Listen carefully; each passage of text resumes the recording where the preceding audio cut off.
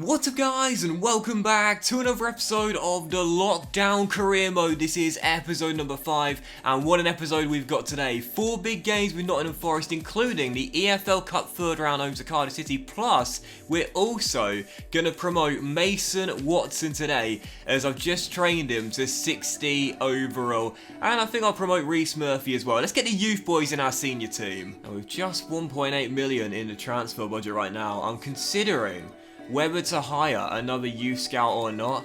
Now, we couldn't hire a really good one right now as we don't have the cash, so the best we could do are the free scouts here that don't have the best for rating. And, you know, sometimes these scouts can pick up decent players, but for the most part, they tend to find you really poor ones or average ones at best, so I think we'll just leave it with one scout for now. Especially since January will be coming round soon, and we would like to play the pre-contract game. So let's promote our youth boys in the academy. Henry King is too young to get a pro deal so far, but Reece Murphy, who, as you know, has a good overall, but quite a poor potential by the looks of it, we'll give him a pro deal regardless. And of course, Mason Watson, one we're most excited about already. 79 jumping, 73 strength, 78 aggression, 74 sprint speed as well. I'm very excited to see what he looks like. So here we go, moment of truth. Mason Watson, what is his potential? Let's have a look together. It is, oh, an exciting prospect. I thought it might be potential, but an exciting prospect, Mason Watson. And already he looks pretty stocky and pretty strong. 4-star weak foot as well, very handy when I'm trying to play out from the back too. And with some really good physical stats already and a high aggression as well. Train those defensive stats up and we've got a future star. And the next one is our left midfielder, and oh, well, there is a big disappointment. I told you his potential wasn't the best,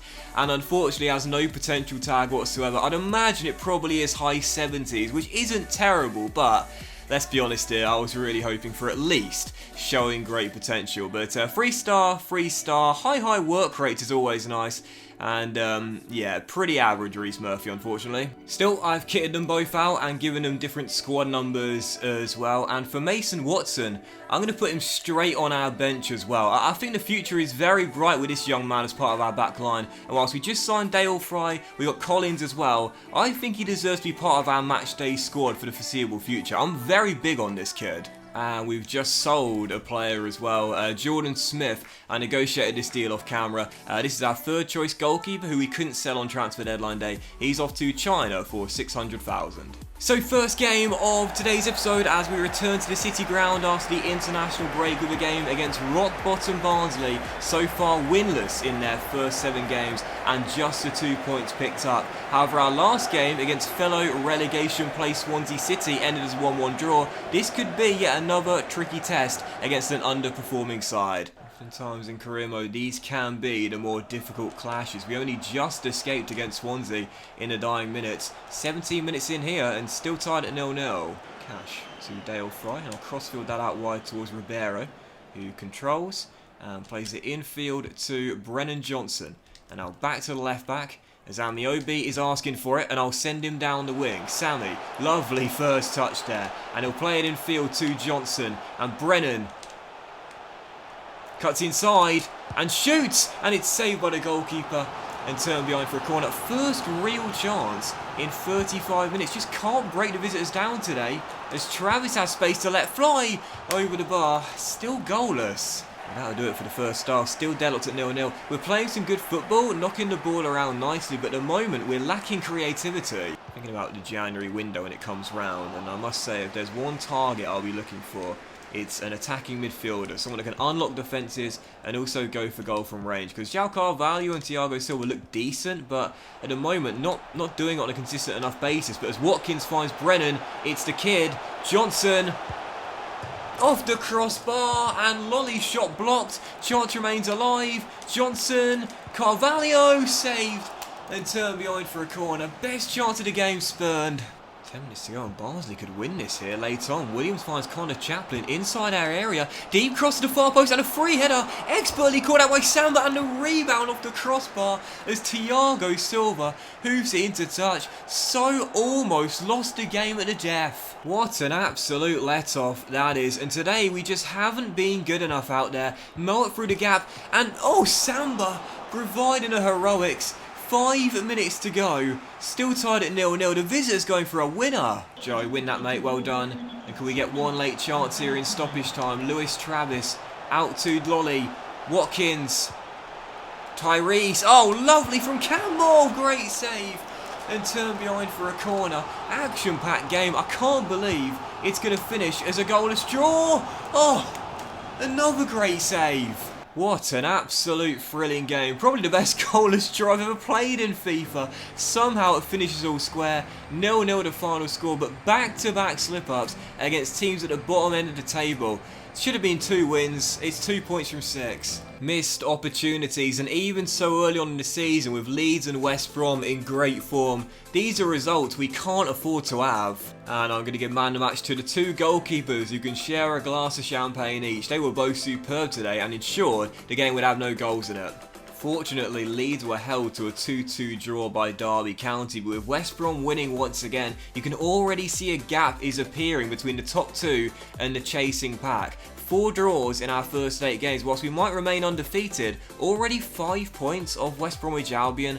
Tough start for us. So moving on to our second of 4 games today, as we now take on Cardiff City in the midweek clash in our 3rd round of the EFL Cup. Whilst the cup run would be nice, I'm only focused on promotion from the Championship this season, so once again I'll field a weakened side, but hand a debut to 16-year-old Mason Watson. How would a kid get on under the bright lights of the City ground? Let's find out. Doma crossing, Muric does well to pay out. Palm the cross, but straight to Junior Hoylett. Cardiff strike 12 minutes in and already we trail. That happened so quickly. Nice cross at the far post. Muric did well initially, but Hoylett first to react, drills it in to the unguarded goal and fires the visitors in front. Already a goal down. Not exactly a dream start for young Mason Watson here. Marlon Pack to Bowen.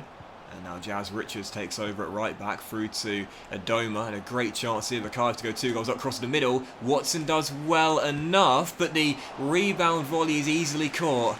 You can tell he's got a few nerves out there, young Mason. Can't get experience unless we play him though, as the cross comes in, and Nathan Collins loses out to Ward, and yeah, they're really exploiting our youthful backline. This is when we need a Ben Llewellyn or a Michael Dawson to partner one of our teenage centre-halves, just to help shepherd them a little bit. Bomb to Clough. Now back heel to Gaetan. And in goes a dangerous delivery. Etheridge does enough. It'll drop to Semedo, who surely will make it 1-1. And there's our leveller. The Philippines goalkeeper did well initially, but just like Cardiff's goal, we pounce on the rebound and turn it in. And what a time to pounce. 1-1 heading into the break. 45 minutes to go. Surely we're not set for yet another penalty shootout. Semedo controls. And he'll feed it in to Ryan Yates, and Tyrese Campbell asking for it, but instead will go out wide to Diakabi, down the right hand side. Yates is arriving, golden chance, Silva, oh! What a save by Etheridge to force a shootout. Well, we've done it 2 times before, but now we'll need to do it for a 3rd time. 3rd straight penalty shootout in the EFL Cup.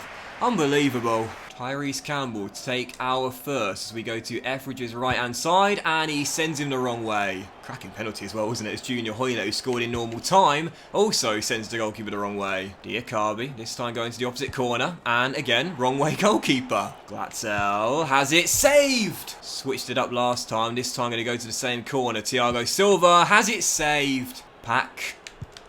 Scores. Got to change direction when you have it saved, right? Zach Clough, next man up, and he scores. Volks against Muric.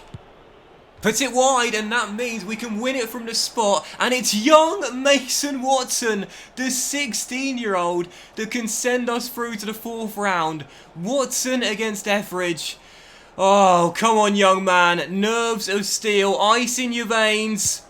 Scores it, and the 16-year-old in his professional debut sends Nottingham Forest in to the 4th round of the Cup.